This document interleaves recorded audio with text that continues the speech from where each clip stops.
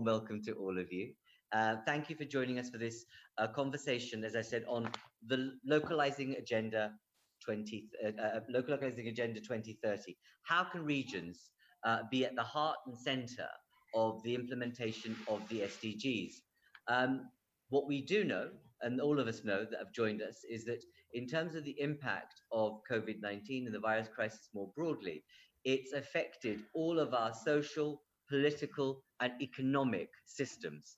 And this conversation is about understanding how and why regions are central and crucial to how we move forward on this agenda.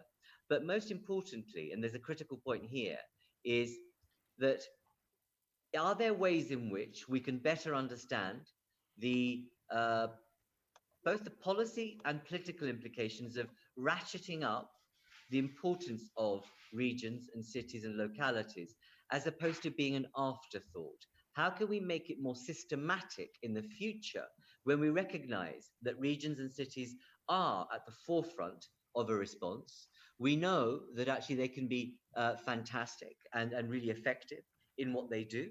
But the issue is, how do you ensure that both the EU and national governments are able to engage on a more systematic basis and work through a much more coordinated response, which will last us in good stead into the future?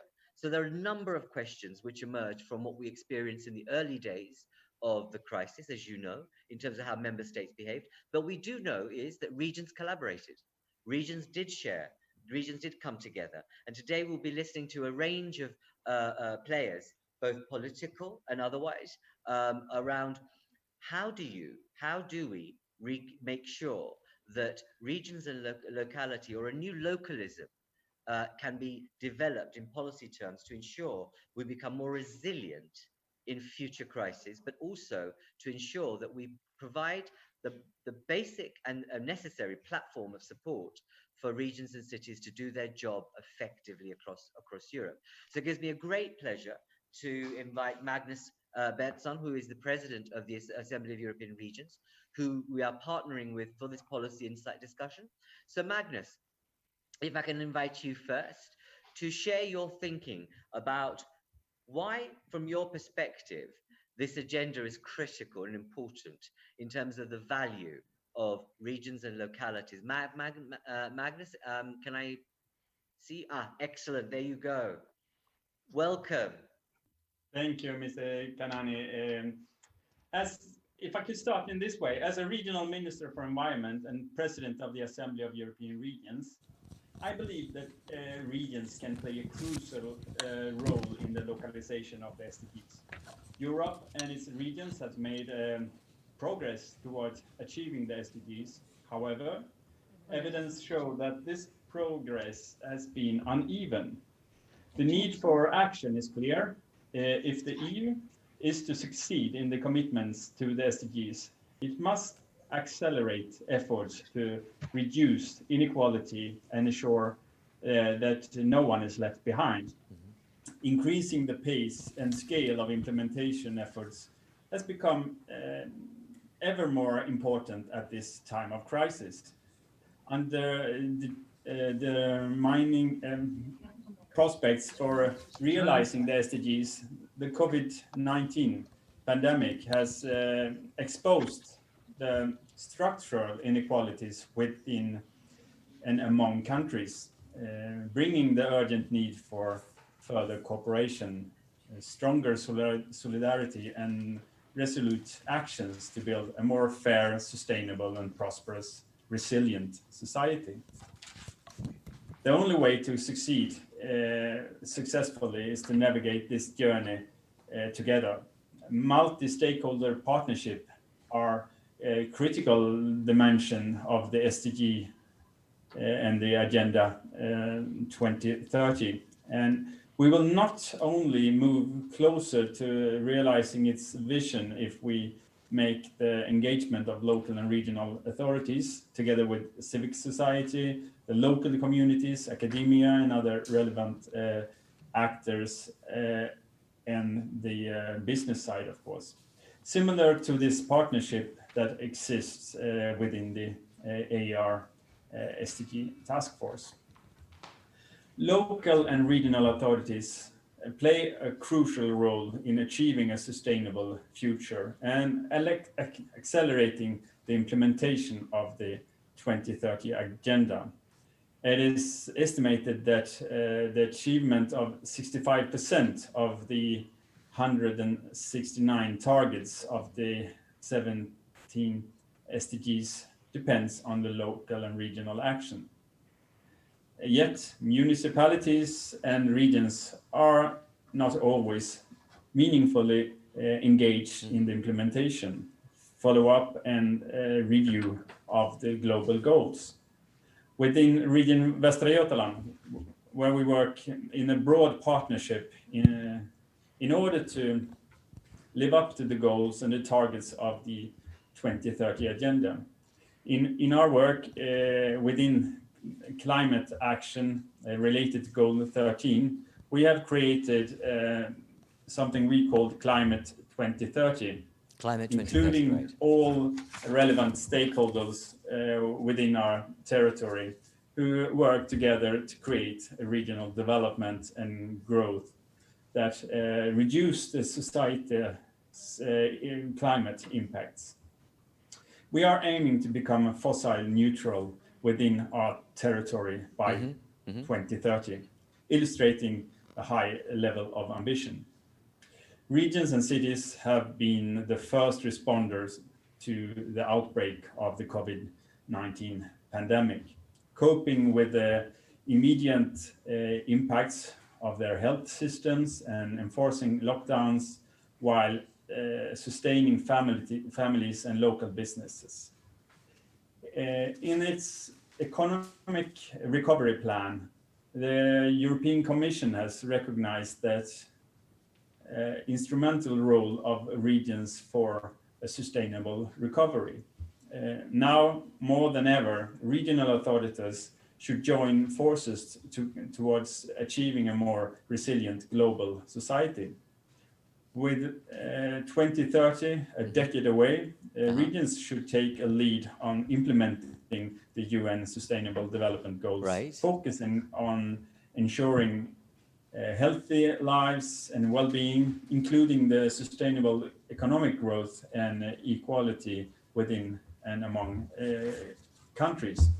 I would also like to emphasize the role of the cohesion policy that has, and what that has played during the pandemic. Right. Through initiatives such as the Corona Response Investment Initiative and proposals under the new MFF proposal, we see renewed flexibility, simplification, and increased solidarity, all of which are needed to guide Europe out of the crisis. Regions all over Europe use the cohesion funds to implement sustainable development strategies in their territories, which is why it's important that we achieve an ambitious MFF with a strong and fair cohesion policy. Slowly but surely, we are seeing everyday life return. The pandemic has wrecked our society and economics all over the world. However, a crisis also brings with it an opportunity to create something new, to start a conversation about what kind of society we want to live in, with the guiding words being green and just and in line with the 2030 agenda. From AR, we have always advocated for citizens-centered Europe, and we strongly believe that it's of an opportunity for the EU and Europe to move closer to its citizens of Europe. However, we will see this in the proposed EU conference on the future of Europe, where we bridge the gap and create a more inclusive Europe for the future. Thank you.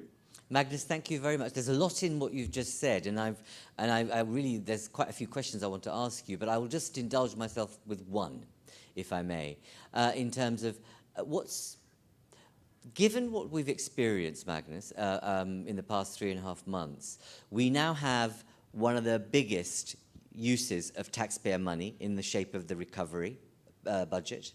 And regions play a significant role because we already know that the approach taken by the EU is to ensure that the current structural funding, current programs that are effective, are the ones that would need to be used to put this money out.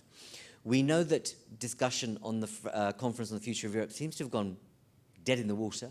Not to be critical of any politician, but it doesn't seem to be alive at the moment, for obvious reasons. But what's your level of confidence, or what do you think needs to happen if we're going to move this in the direction that you've just set out? I know that's a tough question, Magnus, but you know, at the end of the day, we have good words, we have wise words from politicians, and then we have poor action, and then people forget actually how our lives have gone topsy-turvy in the past 3 months or more, and yet they forget that, and then they move in a different direction. So can you just share what your thoughts are from your position, and you know, be as frank as you can be, Magnus. That would be really helpful. Services and their goods, but products. But now this has, of course, made it possible to increase the speed of transition. Mm-hmm. And this is going so much quicker now than we thought. I mean, we can see it in so many different ways, especially in you can almost mention any sector of the economy, but you can see it in the digital in everything that's connected to the digital agenda, but also that when the companies had to make cutbacks during the pandemic, they didn't do that on their research on the how to transition to a green economy. And this is something where we, from the political side, also need to be on board. And that is definitely on the local and regional side, but not at least also on the European level. And I think as regional actors, we are working very closely with our citizens and the local business side. And I think we could be eyes and ears also for the European level in this way. I think we need to lift our voice in just those areas you mentioned.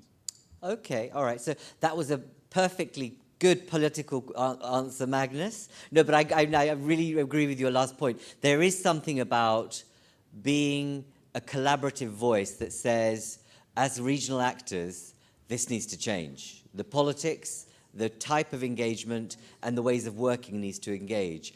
And, you know, it'll be good to see if whether commissioners, the new college, will be listening differently and not simply saying we need a future that is about connecting with citizens. But I have several meetings with commissioners, and I can promise you, I tell them directly, and I'm not shy of doing that. I didn't imagine you would be at all, but it's a case of whether they listen. We'll come back to this point because we have a number of contributions. I want to now move and draw the canvas really wide. So it was good to get your perspective from the Assembly of European Regions. I want to go to the OECD. We have Aziza Khan.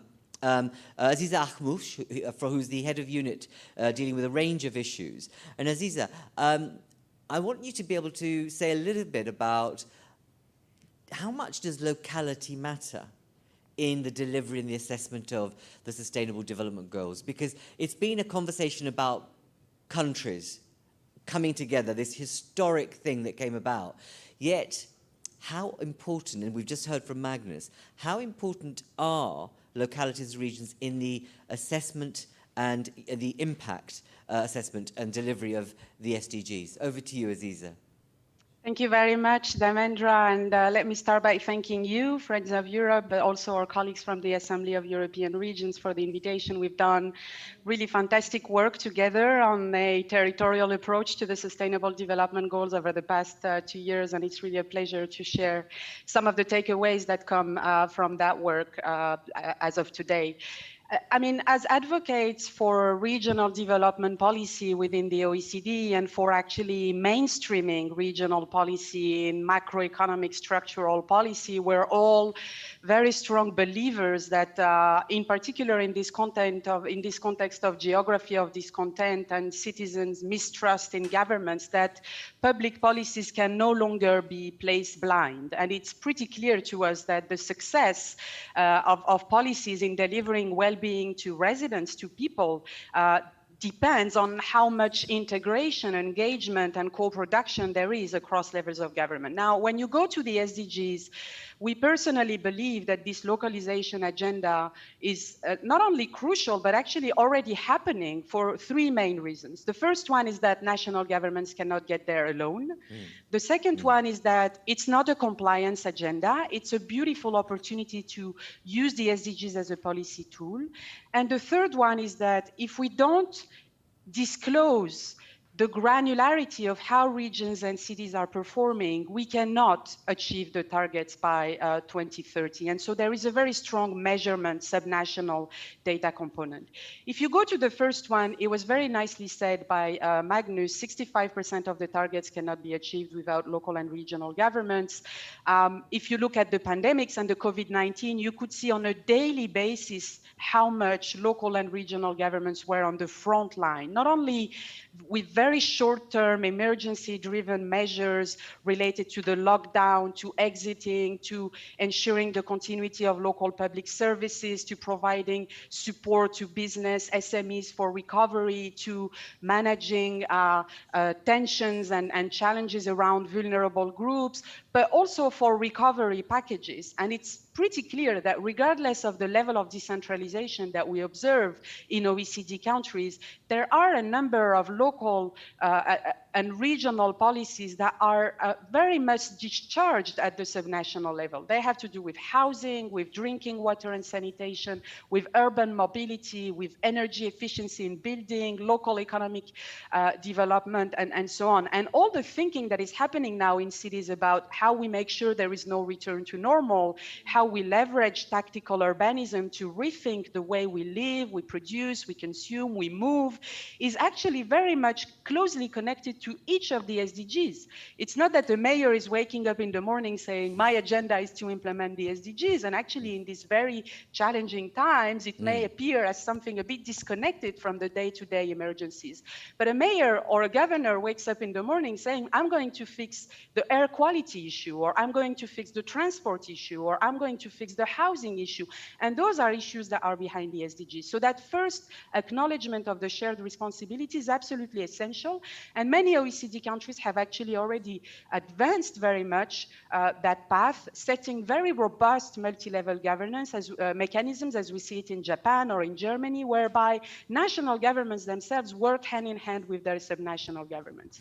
On the second point, and the compliance agenda, it's true that national governments are the ones that are ultimately accountable. Exactly. The national governments are the ones that have to go to the UN every year and say where they stand. This is a commitment that is intergovernmental. Local and regional governments were, of course, consulted and engaged in the design of the agenda, but the accountability, the compliance with the targets lies on national government. But if you flip a bit this around and you tell local and regional governments, okay, it's not for you to be accountable on that agenda as a UN agenda in particular, but it's for you to see how that agenda can provide you with a very holistic, systematic, and systemic framework to rethink completely the way you design and you implement local policies, the way you prioritize investment, the way you allocate budget, based on the concrete problems that you have to fix that lie behind each of these SDGs. And this shift from complying to formulating new plans, new strategies that are based on the SDGs as we see it in Bonn, for example, in Germany, or in Kopavogur in Iceland, Kitakyushu in Japan, or even using the SDGs as a way to check whether local and regional strategies are fit for purpose, or adapting existing plans, as we saw it in Flanders or in Paraná in Brazil, against the goals, is very much the way to go, using this as a policy tool rather than a compliance agenda. And I finish with the last point on measurement. Yeah. There is a big risk that we continue to report on progress vis-à-vis each of these 17 goals against national average. Because those of us who actually work on subnational policies and regional development know that sometimes the disparities within countries are bigger than the disparities across countries, at least in the OECD region. So if you don't go forward in terms of the measurement agenda and the subnational statistics to help cities and regions know where they stand vis-à-vis each of these goals, you cannot advance the SDGs. So you need local and regional governments to step up. And I conclude with this. We work very closely with dozens and dozens of them, and we have produced at the OECD a localized indicator framework for the SDGs that is providing concrete measurement for 600 cities above 250,000 inhabitants and 600 regions, large regions in the OECD economies, about where they stand. And you see, for example, that 80% of the regions from OECD countries have not achieved the suggested end values for 2030 for any of the 17 goals. Wow. And we are talking 80%. about the most Aziza, advanced economies. let me just hear that again. Sorry to interrupt. You're saying 80% of the 600? So 80% of the 600 regions in the 37 OECD countries have not achieved the end values for 2030 for any of the 17 goals when you go to the index that we have produced for any of these. So this is really showing the universal character of the agenda and the idea that this is no longer the West and the rest. There are very serious issues that need to be fixed in advanced economies. So basically, if I can, probe you a bit further by that last statement, because there's this kind of paternalism, global paternalism, actually, that the Western economies will be excelling at this and doing so much better than the Southern and the Eastern. Can you shed some light on that? So, for example, if you take the goal 13 on climate or the goal 15 on gender equality, this is where you see actually most of the regions and cities lagging behind. We know that for the cities where we have data, 98% where in the cities where data is available have not reached the gender equality target related to the employment rates between men and women. If you take SDG 7 on clean energy, this is the goal that is actually displaying the highest disparity in terms of the distance that has to be traveled to reach the end value. Because out of the 546 cities that we have in our database that actually generate electricity, only 166 are already producing more than 80% of their electricity using renewable sources rather than fossil fuels. So only 166 out of 546. So I mean, this kind of data is very important to disclose the granular information that can help you then have very targeted and place-based action. Absolutely. Because one of the things that in our work at Friends with localities, cities, etc., when we were looking at the data, you see that it's cities and regions that are at the high impact end of crises, whether that's to do with the health one, the climate one, and obviously digital as well. And often the plans in some cities are much more bolder, much more aggressive than national plans. But what you're pointing to is a very different kind of trend to a certain extent. But I want you to just come back. Is there a way in which, because actually, information is power. In that classic way. The data you're referring to, is there some way in which that becomes like a public accountability tool and just doesn't sit within the, the reified cloisters of OECD? No, that's a very good point. And actually, we're working in two directions to respond to that concern. The first one is that we're trying to foster this multi-level governance dynamics within countries between the national statistical offices that often are the ones that are actually ultimately in charge of producing the statistics for the countries in SDGs and the municipal and regional infrastructure related to data, so that that granularity can also be coherent coherent and integrated within a country. And then there's a second track, which is a very positive development we're witnessing. There are a number of cities now that are producing what we call voluntary local reviews. So they're mimicking somehow these voluntary national reviews that national governments are doing to track progress on the SDGs. We've seen this in Bristol, in New York, in Kitakyushu. Bonn is going to release its voluntary local review this year. And what is very important is to enhance, to build a bridge so that those cities' initiatives are connected also to the national reporting mechanism, so that what goes ultimately in the public domain in terms of how the country is performing is that shared responsibility across levels of government. Yeah, and it's quite interesting what you say, because one would assume that the data that's from the regions and cities would be naturally shared in a way that can happen. But as we know, unfortunately, that's not the case. Aziza, that's been fabulous. Thank you so much. Both Magnus and Aziza, you've given us a lot of food for thought. What I'd like to do is, before I bring in our next speaker, Raffaele, to firstly say to you, all of you, again, welcome. You need to make sure that you are on mute. And if you want to ask a question, what I need you to do is use the virtual hand.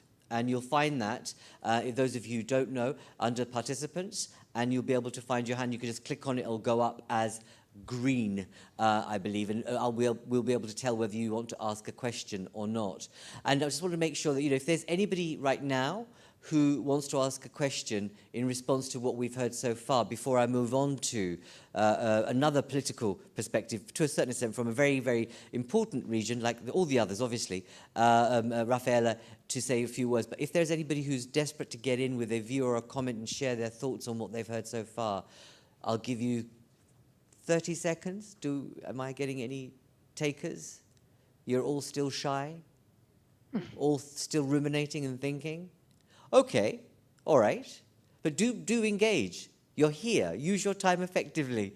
And so that we can actually have a conversation about what really matters and what we need to do to take this forward. So, okay, without further ado, Raffaele, welcome. Welcome to this Policy Insight.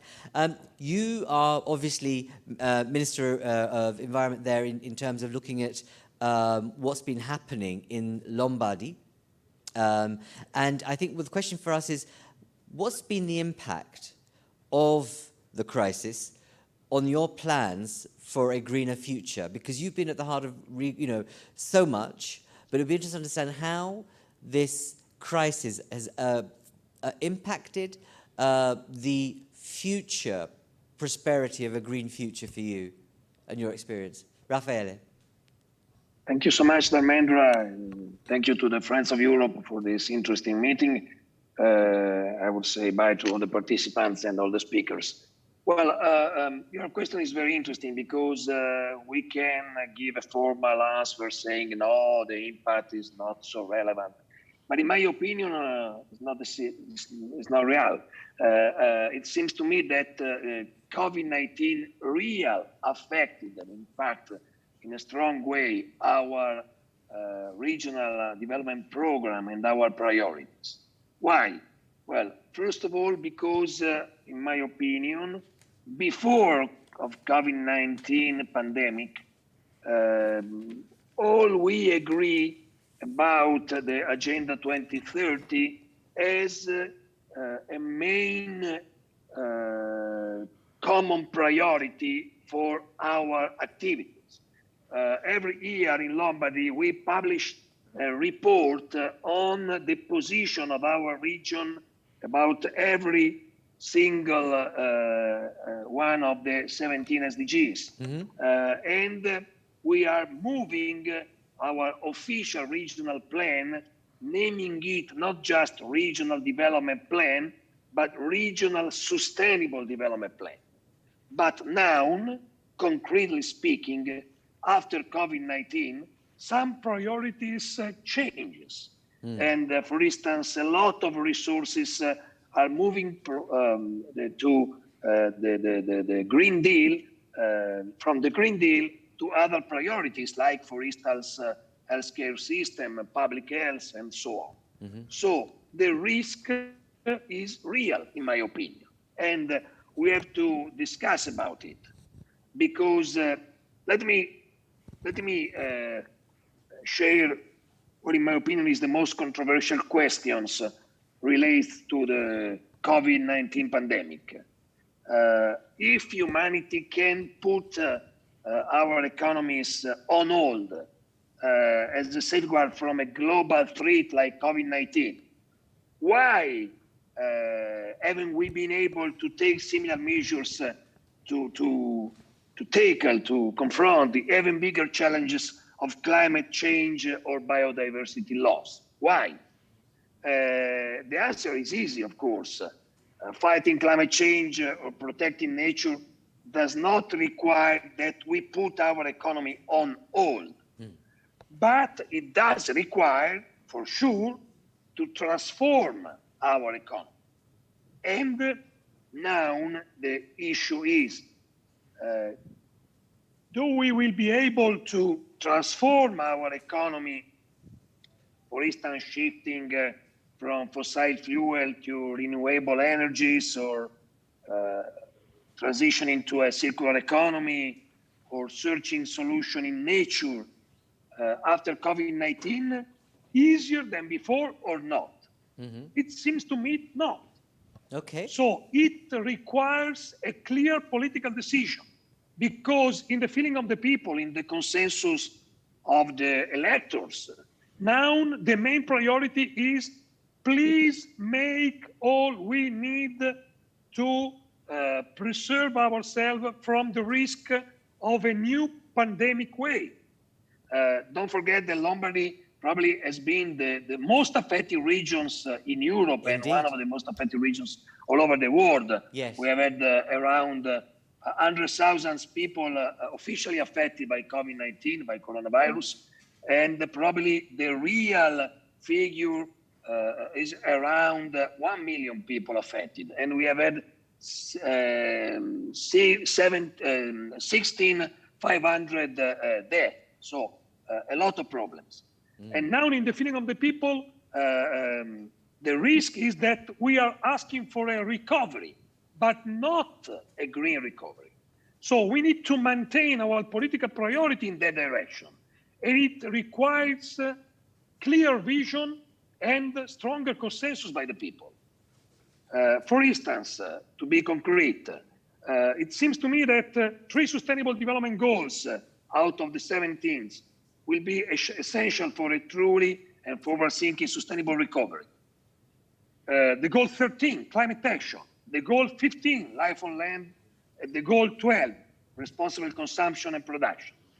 If we look inside, very brief, well, climate action, it means in the short time, how we can set a fast-track path to decarbonization, how we really can decide to embrace renewable energy, green technology, sustainable new sectors. We need to do this, a lot of public investments, a lot of money, and a lot of political decisions. Okay. And probably today is less easier than yesterday, than before COVID-19 crisis. Green fiscal stimulus packages, for instance, green innovation financings, investment in decarbonization will remain the same than the quantity we envisaged before COVID-19, or will decrease. The risk that they will decrease is not theoretical. It's a real risk. And we have to be clear, showing that if we don't be able to maintain a clear vision on the relationship between nature, between environment and development, we will lose the train. We need to have a clear vision. The same about goal 15, life on land. In my opinion, biodiversity loss is probably more dangerous than climate change crisis. But in the feeling of the people, in the public opinion, awareness is not so clear. No. And so habitat loss, diffuse pollution, overexploitation of resources, growing impacts of invasive alien species, and other forms that are key drivers of species decline are really realized by the people in the importance that this issue concretely has in our today life. Is so clear in our political vision that spending in nature is vital also for the economy and not just for the environment. I'm not so sure. And third, goal 12, responsible consumption and production. How many unsustainable production and consumption have led to a depletion of natural resources, disruption of ecosystems, and so on, as well as environmental health issues and diseases. For sure, there is a relationship between the risk of more pandemic crisis and the quality of the environment. But what are we concretely doing about it? So, just these provocative questions is just to say that it's not sufficient to say that the regions have a key role, the local powers are so important to concretely implement the 17 SDGs. We have to lead a clear political vision in the direction of a green recovery. And in Europe, it is the main issue, in my opinion. Okay, Raphael, thank you. Thank you very much. You made a number of very powerful statements there, and you asked absolutely the right questions, and you set out what your concerns are. But you're a politician too. You connect with other politicians across Europe. You kept on saying we and they. So who's the they that needs to actually start changing this? Because if you spoke to the Commission, they'll say that we've pulled together one of the biggest recovery packages that is meant to be conditional on green recovery, digital recovery, etc. So tell us, especially from a key regional actor, as you say, one of the ones most impacted by this problem, is it a question of the fact that the classic thing that people on the ground think a job, going back to normal services, is the most important thing? Or is the question that the European Commission and players at that level are simply not helping you to make sure you're able to tread the path of recovery in a green way? Which is it? Or is it both? Probably both, because if you ask to the people in the middle of the road, out of our building, if they now feel as a greater risk, lost their job, or the quality of the climate, or the quality of the environment, well, probably today they answer, I'm afraid by the risk to lose my job. Yes. So economy is the main issue today.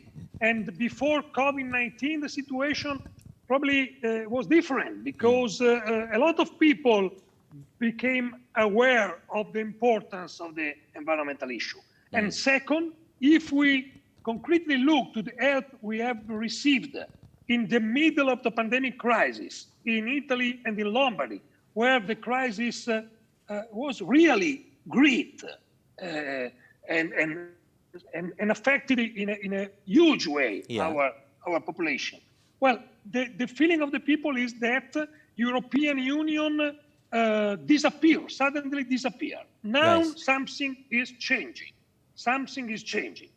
But we have to, let me say, to restore confidence in the European institution. Because today the confidence in our region is decreasing, and it's not easy to restore it. Indeed, indeed. And I suppose this next period ahead, because we know that in terms of the EU plans for the recovery budget, in the proposal, the proposal is to create new EU-owned resources, and these will have to be voted on by national parliaments in the next 6 months. And that, there's a 6-month period or of opportunity, I think, for national parliamentarians to reconnect the idea of the EU back to citizens. But in your case, it will be a tough one, I can imagine, because of what happened as you described. But let's hope that the type of money and the way it intends to be used can provide that connection back to citizens, that actually the EU matters to them. But thank you very much. Before I move on, again, I want to open up the opportunity to those of you on Zoom to comment, contribute, share your thought. Don't hesitate. I have a hand up, I can see. Can you use your virtual hand? We have two or three. Oh, can I speak in? Of course you can. Please come through. Yeah. Hello. My name is Paola Amato, and I work for a city council, and I'm representing, the city council. But I worked also several years in Italy, in the center of Italy, Umbria region. We were not much affected by COVID-19 in the way that Mr. Cattaneo said in Lombardy, so we were all shaken, we all Italians. I worked as a researcher in Japan, an EU researcher in Japan in urban plan and territorial planning. My opinion, my idea and comments, listening, both Mr. Cattaneo, but also Mrs.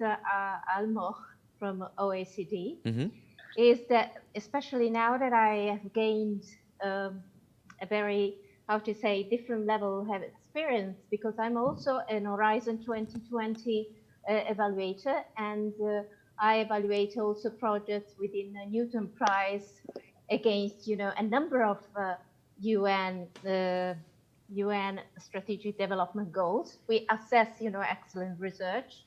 So I find,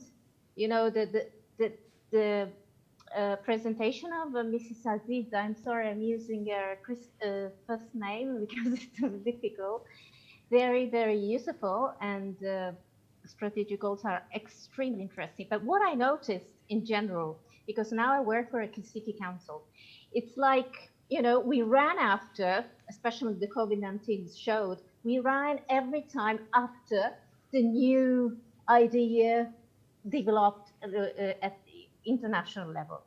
Because as I've been also an urban planner for several years, since I was a researcher in Japan. So we have, if you take Italy, mandatory and voluntary plans, urban plans. Some of them are really mandatory, especially environment, in urban territorial planning, implicates, also legal issues of properties and things. So what happens at local level, it's like somebody at the top level, and it's not only a critic, but unfortunately, it's true. It's like reshuffling, the same kind of plans or result outcome we want to achieve through mandatory or non-mandatory plans. What I mean to say, it's very useful, but the COVID-19 has showed that concrete, as Mr. Cattaneo said, problems of the people, they don't give a damn, about this. And also for technical stuff, it's very, very difficult to run after. Mine is a positive idea because I must say the EU through cohesion policies and through other set of policies, always bring to the outcome of the strategic goals, It's very linked, especially post 2020. So Paola, sorry to cut across you, because it was really good to hear, it's great to have someone who's at the local level, and you're saying that what happened to you, and when you say people at the top, who do you refer to? Are you talking about national government? No, I am an international organization to begin with. We're much more related with the EU issues in general. As I was saying, cohesion policy is like, a compass for us. We are in my city, for example, we manage a part of the cohesion policies under, it's called the sustainable development, operation. But so we're much more related. But sometimes if you do not manage this kind of issues, it's very difficult to link the mandatory and non-mandatory plans and outcomes that you get with the international, UN scheme. I'm talking, I am aware of that because, as I told you, I'm also an evaluator of a proposal from the EC, from UNESCO, and so I'm aware. But if I have to explain to local people and politicians, it is very, very difficult. They think it's something too big, too generic. They should reshuffle, it's difficult to give them an idea of concreteness, and this is why probably the strategic goals, if you monitor the progress, they haven't achieved, they haven't been translated into concrete. Okay, that's interesting. But that's interesting to note. My experience. Okay, thank you for sharing it. Thank you very much for sharing it. Really much appreciated. I now have, and now I have Mathieu. Yes, you need to mute yourself back again. Mathieu, Secretary General of the Assembly of European Regions. Where are you, Mathieu?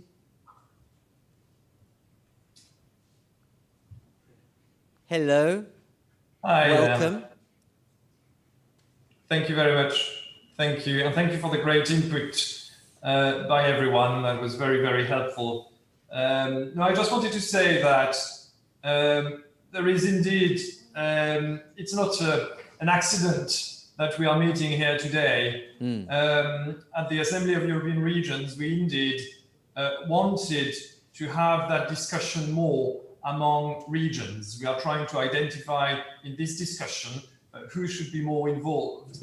And we have noticed at AER that a lot of the discussion is happening at the city level. We've just heard Paola. And at the regional level, it seems that we have taken a little bit more time to have that discussion. And I'm sure, well, maybe Aziza will acknowledge in her work at the OECD that I'm sure she's mainly dealing with cities and less with regions. So there is this discussion must happen at the regional level, which is why we are triggering in our network this discussion, and hopefully that will help. I also think we were trying to identify at which other level we need to act. I do believe that at the European Union level, there is an acknowledgement of the role of cities and regions in the implementation of the SDGs. But when we look at the global level, outside the European Union, clearly our role is maybe taken less as an obvious, we are less obvious partners at the global level when we have dealings with the United Nations. There are more countries which are blocking the efforts of cities and regions being represented in that discussion. So we also want to have that global impact more and more. So regions, we need to work more with regions, but we also need to work more with global actors if we want to actually achieve those SDGs. And Aziza's numbers are, quite frightening, to be honest. So there is still a lot of work to do, and this is our first contribution, this discussion, to do more, especially at the regional level. Mathieu, whilst I have you, so you say that you have a better connection or a sense of a connection with the EU. What's your reaction to what you heard from Raffaele? Because what we heard was that we're talking about a region that had one of the highest impacts, but there's a sense of despondency that the hopes that we had for the greener future are simply not going to materialize because of all the issues he raised. Do you have any kind of reaction to that from your perspective? Is that one of the kind of challenges for you as an association to be raising that at the EU-wide level with the commissioners and the college more widely? It is a challenge, indeed, but I try to remain positive, and indeed, if after this terrible crisis we've just been through, we don't see more efforts by the European Union to accompany cities and regions, then it's never going to happen. But I take the signals from the last, announcements, for instance, by the Commission on their proposals on the next MFF. I see positive signals there. When it comes to cohesion policy, more solidarity in Europe. We came a long way since the latest negotiations we had with them. So I see a positive trend. I just hope this terrible crisis we've been through will accelerate this trend. Okay, thank you very much. Let's see what others have to say also. Thank you, Matthew, for that. I have Isabel. Isabel, where are you? You had your hand up. Hello. Please do welcome. Very warm welcome to you. Could you please introduce yourself and say what you do?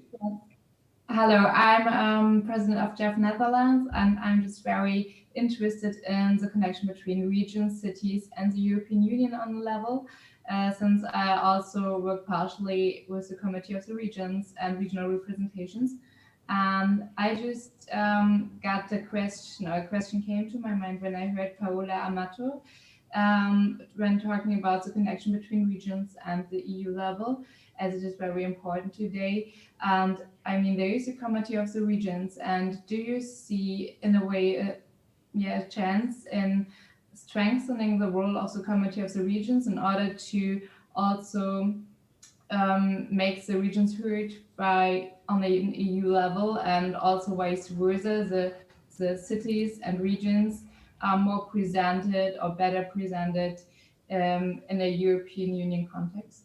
So, Isabel, what's your view? So, that question you wanted to ask of Paola, but from your perspective, I mean, how long have you been with the Committee of Regions? Are you a recent entrant, or have you been there for some time? 1 year. For 1 year. And what's your sense? I mean, because one of the things that we have been working at Friends of Europe is to propose and provoke, if you like, a different kind of model of engagement between cities and regions and the European Commission and Union.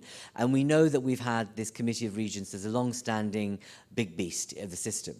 And I suppose we ask the question, is that really the route into understanding what citizens are experiencing? Is it the shortest distance between policymakers and what happens on the ground? And does it have teeth? And is it sufficiently capable of doing the reach out that's required to provide the intelligence to the whole, let's say, the across the piece of the European Commission? Or is it something which has become a bureaucratic institution? I know it's a big political question for you, Isabel. What do you think? Yeah, I think it's there's so much potential in this Committee of the Regions, and I feel like the potential isn't really used efficiently. Even more, Can you hear me? I can hear you, yeah. Okay, good. Even more when considering that there is a lot of people who are coming together representing their own regions, but I think the bureaucratic burden is much higher, so that this is lowering the actual potential of the committee. So I feel like we could strengthen the role of cities and regions through a good body, and there is a body existing for regions and cities to be represented, but it's just not working in a way it could be. I mean, of course, I'm not an engineer in policy who could try to work something out, but I feel like this is actually the place where something should happen in the European Union, where there should be the connection, but it's quite not there. And my question was how people here in this conference who are representing a region feel about it, if they see there a chance or if it could help in a way. Okay, great. So actually quite a simple question that came to my mind. It is. That's why I posed it back to you. Yeah, no, absolutely. Because I think, from afar, it feels as if it lacks a pulse, and it feels as if it doesn't have the spirit of citizen at the heart of it. It's much more about, again, another representative voice. It doesn't feel as if it has the essence and the spirit and the soul of cities and regions in it. But that's my view. That's our view from Friends of Europe. That's why we proposed a new approach to a new localism. But thank you, and we will come back to your question. I'm sure others will respond to it too. Charlotta, member of our own team, you have someone on social media who wants to ask a question. Yes, hello everyone, good afternoon. So Tom Lawrence asked us on Twitter on the decentralizing power to communities and how hard it is for them and then how it differs from place to place.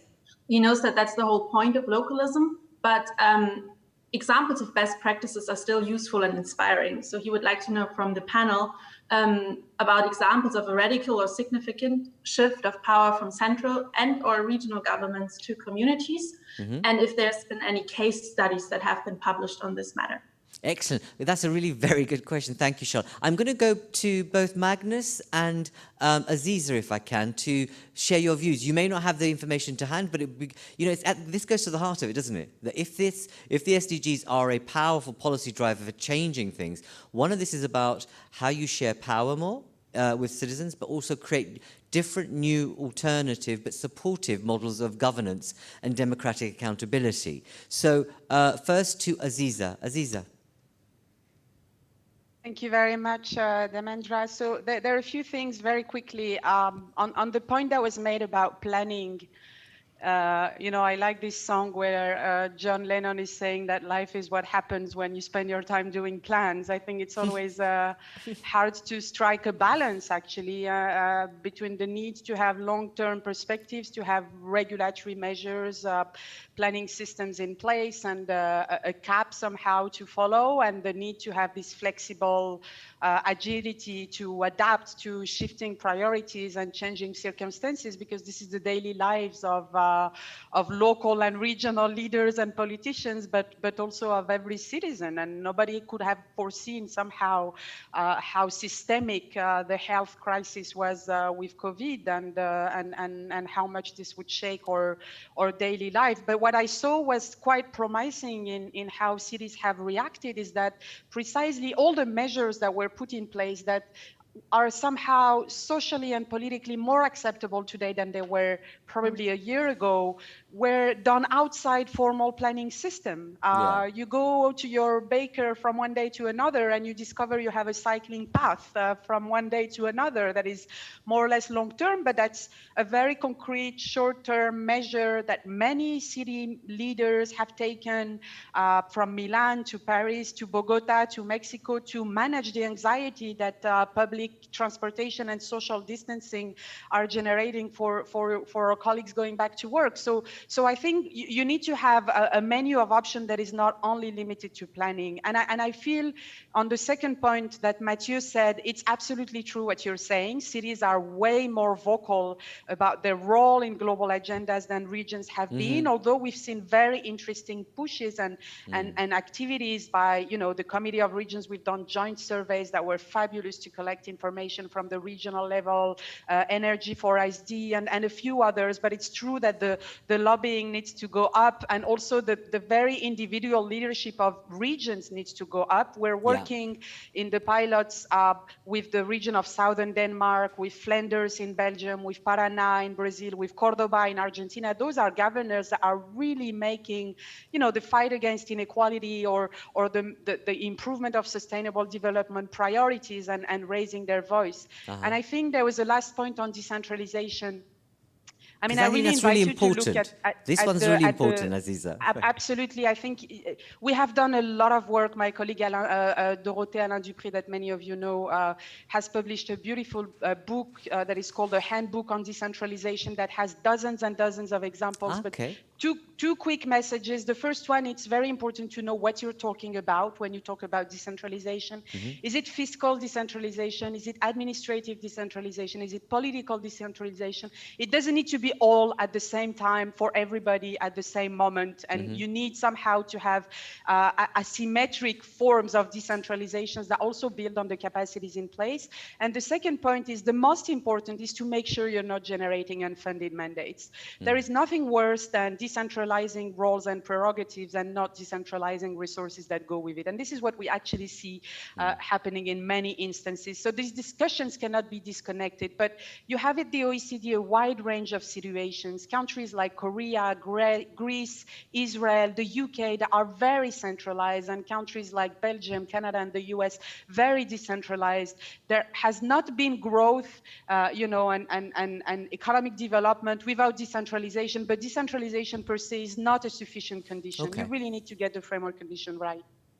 Thank you, Aziz. That's very, very effective. Magnus, if I can ask you to share your thoughts on the questions. Yes, and to follow up from what Aziza said, I would say what we have been discussing a lot in this so far is like if pointing toward the EU level as the problem, but the EU level is not one level; it's several levels. Yes. And I would say that very often when it comes to the state of regularization and cohesion policy, the regional side are very much on the same side as the Commission.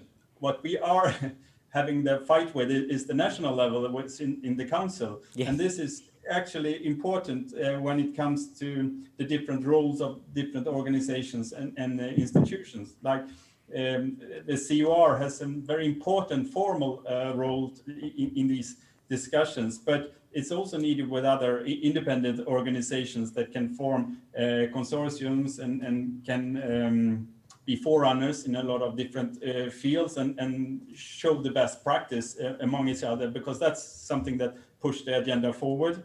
And we, in the Assembly of European Regions, we do a report every 4th or 5th year about the state of regionalization of Europe. And of course, we go through every single country, and it has its ups and downs. But if we look at the long-term trend, it has been negative for a while, and this is problematic. And sometimes it has to do with the fact that regions has been stripped by competences, or sometimes it has been stripped by resources, and therefore can't make sure that they fulfill their competences. But this is actually a political discussion that's really important to lift, because I am a strong believer in the principle of subsidiarity, and I think that's so closely linked with democracy and how we can create a good life for our citizens. I would say that this is this question can lead to a totally new webinar that we should really lift our voices on.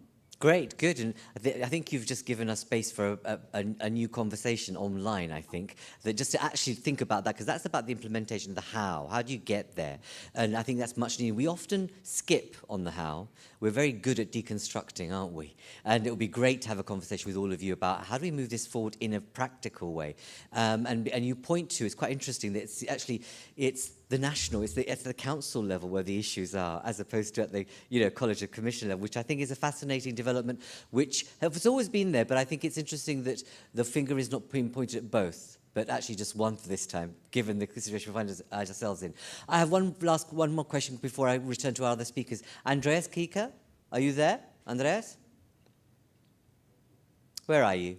Yes, I am. Hello, good afternoon. Good Andreas afternoon. Kiefer from the Congress of Local and Regional Authorities of the Council of Europe in Strasbourg, and I'm very grateful for the question that was raised, read to us on the functioning of multi-level governance and the functioning of democratic institutions, because I think this is the core business of the Council of Europe, where the Congress is the local democracy watchdog. We monitor the application of local and regional principles in all 47 member states of the Council of Europe, but also, of course, including the ones in the European Union.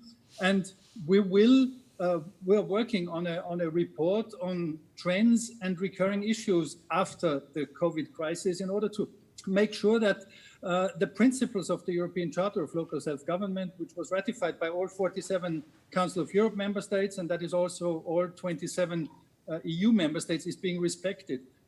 We have set up a hub with good practices and not so good practices, and I invite you to consult it and even contribute. We have different entries for regions and for local authorities to show their problems, but also their innovative solutions.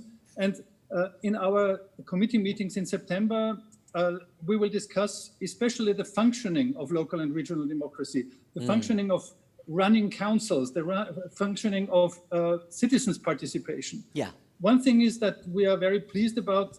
I read a survey recently where in one specific region, citizens have declared they are more interested in politics. And I think that's a big opportunity to raise this interest, to get for people involved.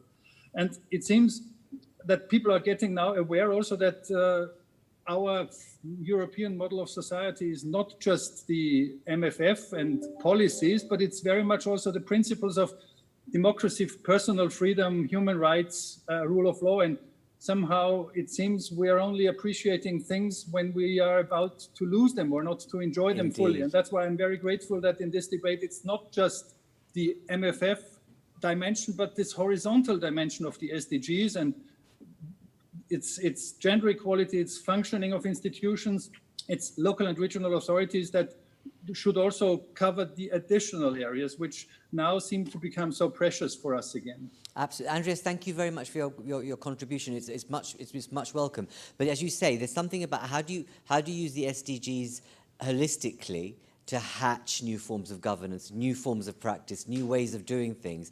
But at the heart of it is convincing and engaging citizens. And whilst I'm running out of time, I'd like you to think about some of the comments we've heard so far is that some of the institutional engagement with citizens seems to feel a bit out of touch, a bit old, and not as agile as it should be. Now, how can we more creatively engage citizens? We conduct our own annual survey, and we ask citizens across the European Union if they'd like to be more involved in policy making. And we've got a really significant majority said that they would do. They would like to be more online engagement and a different kind of, let's say, model of interaction between those who are decision makers and their thoughts. And so I just hope that the Conference on the Future of Europe really is mindful of what people are feeling and not simply repeating the same institutional structures and thinking that we shift the cards and the deck, as Paula said, but actually we don't actually change how we behave. But I'll come back to you if we can, if we have time. I want to return to our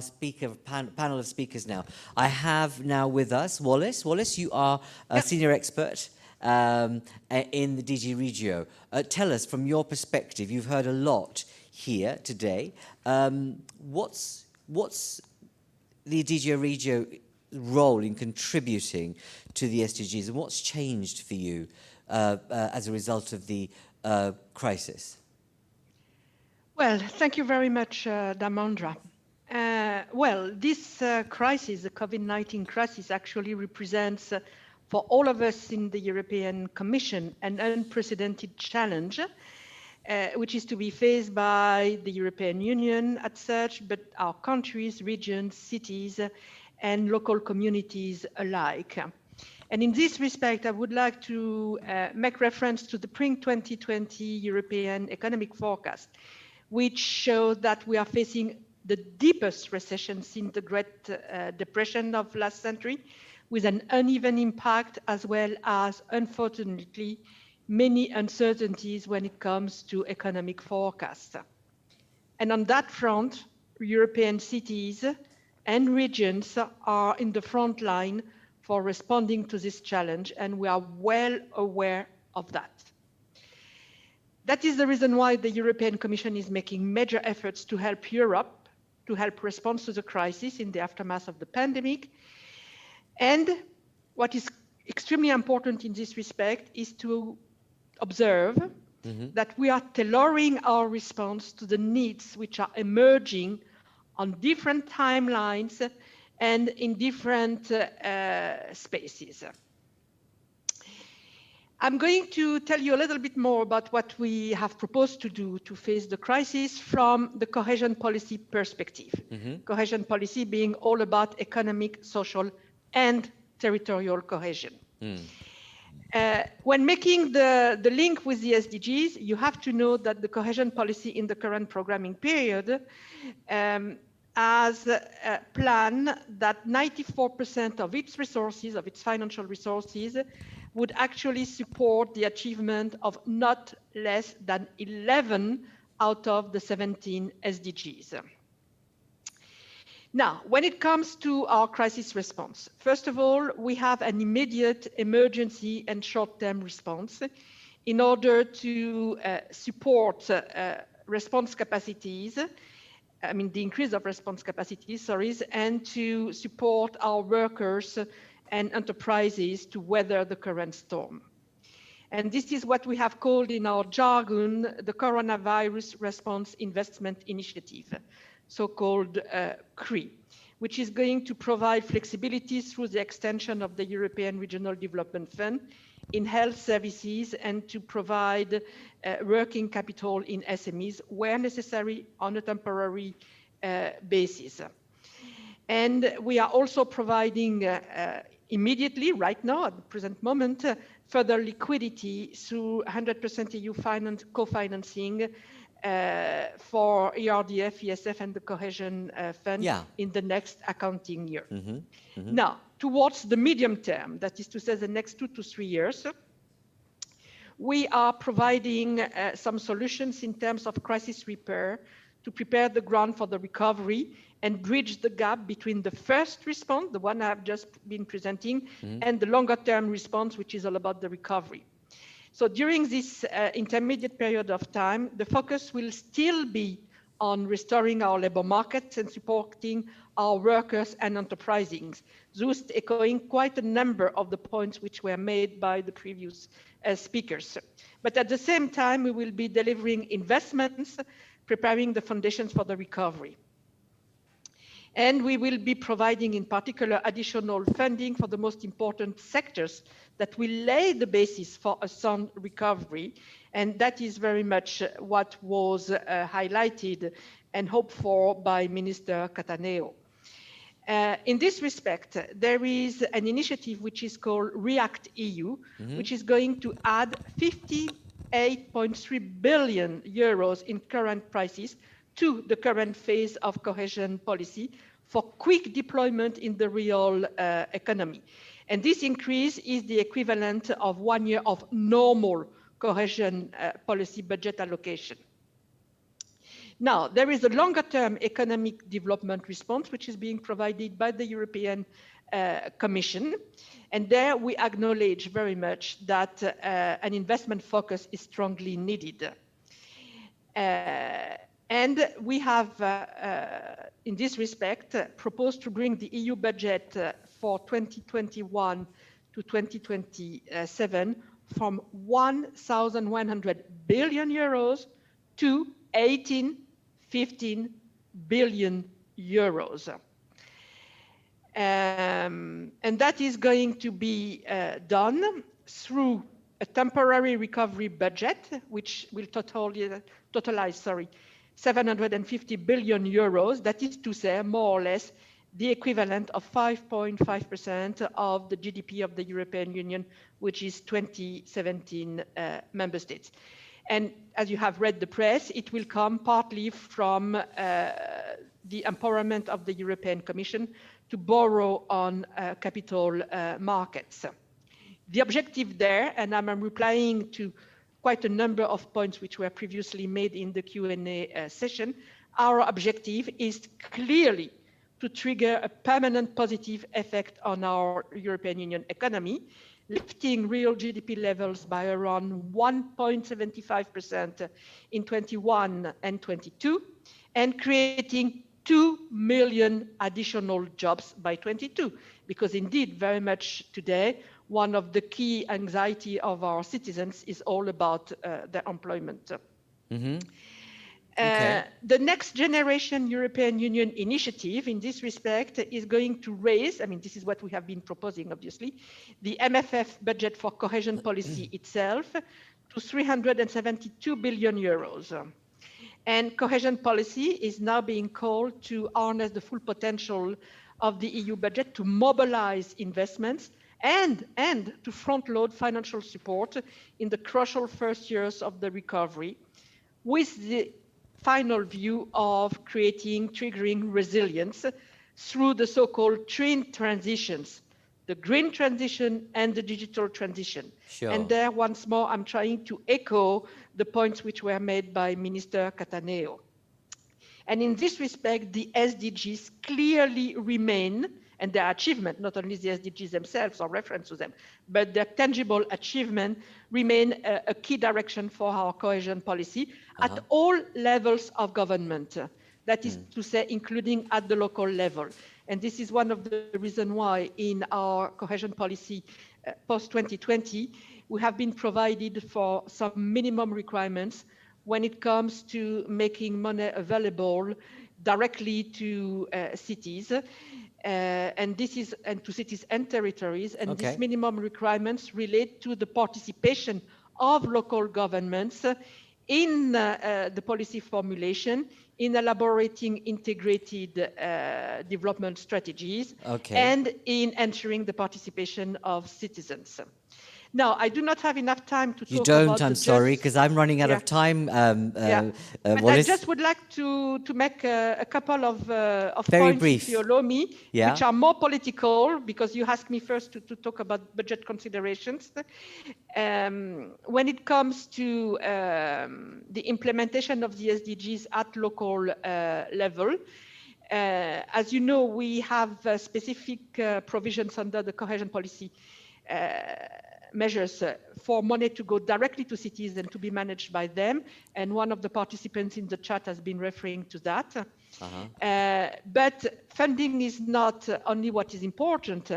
I mean, the way we proceed with the funding is equally important. And in this respect, we promote integrated and place-based approaches, as well as multi-stakeholder and multi-level, governance, and we finance capacity building in this respect. And in the post-2020 cohesion policy, there is a brand new policy objective out of the 5 policy objectives that will be in place, which will be entirely dedicated to integrated, sustainable urban and territorial development to get our Europe closer to its citizen. Okay, and that is something which is brand new. Excellent. I'm going to have to stop you there, because all of it, we could have spent half an hour really listening to you about what they do, because that's been a great poster of the things that it's in there. Huge numbers, huge amounts of things that are happening over the years to come. But at the end of the day, I suppose, how do you make sure you communicate that impact in a simple way to citizens? I'm not asking you to respond, but I'm saying it's a huge issue here, because the numbers you've reeled off are magnificent, but actually how will it change their lives ordinarily? And the other thing is, one of the things I've heard from a range of players across regions is that the absorption capacity for the money, in the sense that there isn't the infrastructure sometimes in place to actually get the money used quickly enough and fast enough. But on that note, I really want to invite our last speaker, Damia Galve, who's from Catalonia. You're the Minister of Territory and Sustainability in Catalonia. The question for me, and I think it's great to bring you in at this stage, given everything you've heard so far, there's this constant rhythm and issue about squaring the circle between local and national. And from your perspective and the experience you've had so far, how do you square the political circle between the national and the local level? And that's a nice fitting end to this conversation. Over to you. Thank you. Thank you for inviting the Catalan government, representing the UCLG and Global Task Force organization. Well, we have to square it through the role of regions. Regions play a key role in a post-COVID era, in which, of course, 2030 agenda has to have an even more central reinforced paper. Let me say that some of the changes that this pandemic has brought have the potential to, let's say, turn the tide towards more sustainable human development. Okay. I would say that the health emergency has been a kind of awakening for those who still weren't in the sustainability or climate emergency narrative. It has been like, hey, nature and health are linked. So our planet's health and human health are linked. They are the same thing. So this is very important, because we have the economic crisis, and there could be, let's say, like do whatever is needed in order to recover soon and fast. But this broad, I would say, sustainable and climate action approach help us. I think so. I hope so. But rather than just thinking, hoping, or wishing it, we have to work for it. And we need to put in place green recovery strategies that take into account regions as central actors. We have seen it through the management of the crisis, the role of regions. This has been said before me.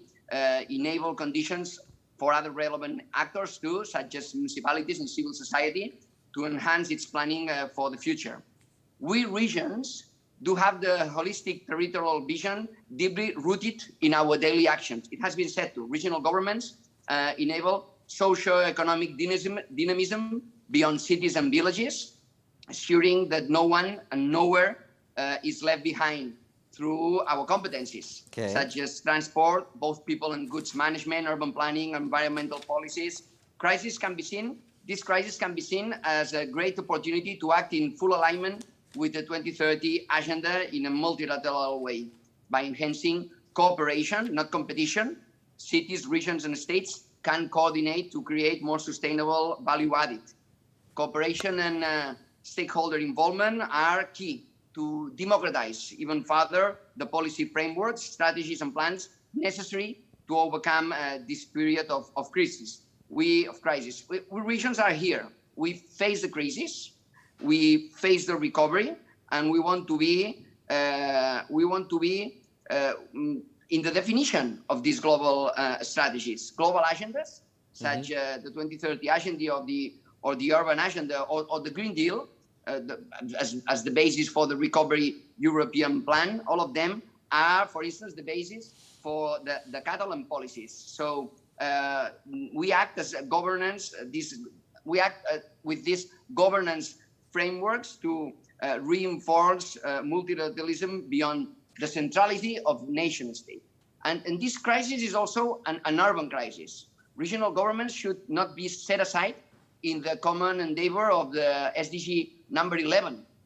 Regions can bring important strategies, plans, and policies to the table, jointly with cities and villages, sustainability at the social, economic, and environmental spheres. Regions, of course, with the appropriate competencies, such as my homeland, Catalonia, can arrange, manage, and empower a wide network of stakeholders to bring, of course, ambitious change towards sustainability, as in the case of our urban agenda, which we jointly written with several governments and relevant actors within the Catalan civil society, as UCLG, which I represent, already knows. This is why the task of, for instance, UCLG regions and the Global Task Force regions is very important, since it contributes to a more diverse yet stronger voice in the global forum. We, as regions and cities, need to keep up and push together to go beyond the outbreak, thus building more resilient and sustainable communities, which after all means more prepared and better communities. Yes. I think that this is the role for regions, with regions. Future has to be written with regions. And I would finally add that this is not fully possible without regions. So I have to admit that I'm a little bit afraid of your second straightforward questions, Mr. Ganani. But taking advantage of being the last speaker of the panel, I would say that having regions, the 65% indeed, or out of the 169 SDG targets under our competencies, what I would say straightforwardly too is that we do not expect more side events at the global forums. We have to be on the ground from the first moment. We have to be on the ground from definition to implementation, from both competencies and resources for the 2030 agenda. Damia, so, no, it's not too difficult, I promise. Everything you said is absolutely right, and you know that, and there's not many people that would argue with that. But what we do know is that some of the institutional infrastructure is just not working. It's not giving you the voice or the entry points that you need. Otherwise, we wouldn't be having this kind of conversation. We know that cities and regions matter in the future in a way that people haven't really thought through in policy terms. What are you and your fellow politicians going to do to turn that around? I know it's a tough question. So not fine words, the practical, because you can eye politics in the eye, if you like. You know what's at stake between East, West, North and South. How will you, or will you create a like-minded coalition of politicians to turn this agenda on its head? I think that we have to keep on lobbying the role of regions. It has to be, we need to up this lobbying capacity of all regions. Of course, this depends on each region, each state, the competencies and the distribution of competencies and resources in each case. But more than less, all regions have the same position, which more or less competencies, with more or less resources, but we are very close to the people, and we are the ones who can think the spatial planning of territories very close to the citizens and the economy of these regions. So we have to keep on lobbying. We have to keep pushing to be on the ground. Otherwise, we have to, and of course, we have to raise our voice in front of our own states. This is something that we Catalan people often do in front of the Spanish government. Indeed you do. But okay. But this is what we have to do. Sure. It feels like the Dharmendra, please. Sorry? Dharmendra, please. This is Wallis Goelen from the European Commission. Okay. I wanted to reply to your two questions as well, because you said that the European Commission has been proposing gigantic amount of investments, in particular under cohesion policy. It is true. And this is commensurable with the size of the challenges we are facing now with the pandemic. Sure. But I'd like to recall that it is up to the member states, because we are acting under shared management, to make quick decisions and to introduce their plans for making use of this amount of investment that we are placing at their disposal. Yes. Indeed, there may be an absorption capacity problem, but we are doing everything possible, including having very, very reinforced dialogues with our member states to conclude soon the negotiations, be it in Council or when it comes to partnership agreements with the member states. Now, we have also, under regulatory proposals, suggested a number of adaptation, simplification, and flexibility for the use of funds, which are going to facilitate dramatically the absorption capacity. On top of that, I would like to say that cohesion policy has been in place for decades now in the European Union. So both at EU level, in our member states, regions, cities, and territories, we have a lot of experience in making use of cohesion policy investment. And that is the reason why, by the way, the European Commission has reaffirmed the regional and local dimension of cohesion policy, because they play a crucial role to adapt to new circumstances. Now, when it comes to talking directly to citizens, we are coming straight to the citizens through our new policy objective under cohesion policy post-2020. 5% of the ERDF budget will be earmarked for sustainable urban development to be managed directly by cities themselves.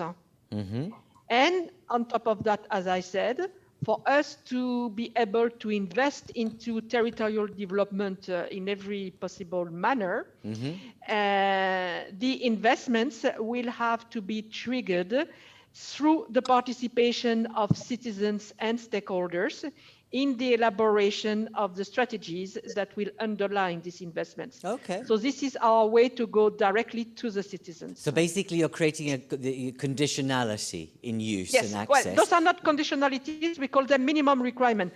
For the simple good reason that for everything which is territorial and urban, there will not be any enabling condition. We are simplifying things terribly. There will be only two requirements. First of all, the setting of integrated strategy, and then the participation of the citizens. I understand your point, but let's live with my phrasing of it, is that I'm hoping that what you'll say is that if they don't produce plans that have different and alternative models of citizen engagement, they don't get the money, because actually this is taxpayers' money that you're talking about. And so thank you for coming back to us, but I think it makes a really interesting point. Again, this is one of the bugbears of the Union and the Council. How do you create what you've said into some sort of publicly consumable information for citizens across Europe? Because actually some of the things that all of you are saying, and I know what's in the budget myself, that if you were to be able to pull it down to bite-sized chunks about what it's going to do to employment, healthcare, engagement, sustainability, a whole range of things, that would actually make a difference, especially, as you say, we have a period of time of negotiating with national parliaments and national member states. But what you've heard here today, Wallis, in which I know a lot of Commission officials are aware, is that there seems to be this disjunction between the national and regional. And somehow you need to find a mechanism, which I know is highly political, because actually you work through this shared governance model. But there has to be ways in which we can all feel comfortable politically comfortable, that you're not usurping or undermining current structures, because if the one thing this crisis has taught us is that we have to tear up the rule book and the ways in which we've played the rules of the game and the structures, because we cannot continue as they are, because they've shown to lay bare the differences between public and private. Most of our private sector is being bailed out by taxpayers' money at the moment. It's changed the dynamic of what we mean by private sector. So surely there's a time and opportunity for the European Commission to think very differently about a regional framework, which is not about just the Committee of Regions, but a very different dialogue to harness the intelligence, capacity, the data, and movement and agility to really sharpen policy thinking in the future. So I want to... Sorry to interrupt you, Dharmendra, but we are already doing this when it comes to cities. I'm sure you are, but if I may, Wallace, I have to close you down. I'm so sorry. We don't have time for this. I tell you what, Wallace, why don't you get together with the Assembly of Regions and basically come together for a partnership, for a new dialogue on this, which let's call it phase 2 of the dialogue of implementation, because I think that will make sense, and we can work on with Matthew and others to think about how we frame that, because I know you have a lot to say, but this is a good dialogue. But let's treat that as phase 2. I want to conclude by inviting Magnus to reflect on what you've heard and what you see as being the key issues. Yes, thank you very much. Thank you. I think you can see today that there is so many people that are really engaged in these matters, and how we now, on the regional level, and also the ones that sort of monitoring what's happening on the local and regional side, is showing that, yes, right now we are not just using the nice words. We are actually trying to use the SDGs for strategic way of showing what we are doing. But it took some time to start. But we have started, and I think that's so important. I think also due to the COVID-19, of course, in different areas in Europe and in the world, we are in different situations. But there is a crisis awareness. And when you have a crisis awareness, you also have the opportunities and the possibilities to make changes. And we need to do the changes to a green economy, because otherwise we will have a new crisis in 5 or 10 years, because the companies in our regions don't have the possibilities to sell their products or their services, because they don't fulfill the criteria that is needed. So we need to continue work with this, and I think we have had good examples here today, and this work will continue. Great. In June 2000 next year, we will have a big event in the Parliament, and we will have a lot of events on the way to June 21 in the Parliament in Strasbourg. Lovely. So hopefully we can have the possibilities to continue these discussions. Thank you very much. Thank you. Thank you, and thank you for partnering with us. This has been a good debate, and as I said, I think there's an opportunity to actually continue this, because this is where it matters. I suppose in my closing remark is that this time won't come back again. This opportunity that as a result of this crisis that's has shaken up everything we know and hold to be true and dear.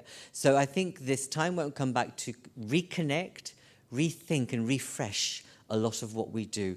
Thank you all very much. It's been a pleasure to welcome you on Zoom, and take care, mind your distance, and we look forward to welcoming you again for another Friends of Europe online debate. Check our website out for the forthcoming debates and engagements that we have. Thank you all very much, and take care. See you again. Bye-bye.